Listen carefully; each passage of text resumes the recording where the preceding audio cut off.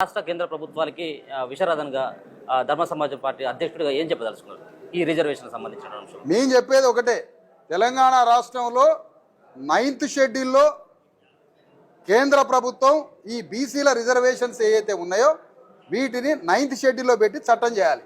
దాంతో పాటుగా 9th షెడ్యూల్లో పెట్టడానికి ఏ అడ్డుగోడలు లేకుండా, ఏ గోడలు లేని, మేము కోరేది ఒకటే, 20% ఎస్సీలకి రిజర్వేషన్స్ రావాలి, ఎస్టీలకి 10% రిజర్వేషన్లు రావాలి, 50% రిజర్వేషన్లు బీసీలకి ఇవ్వాలి.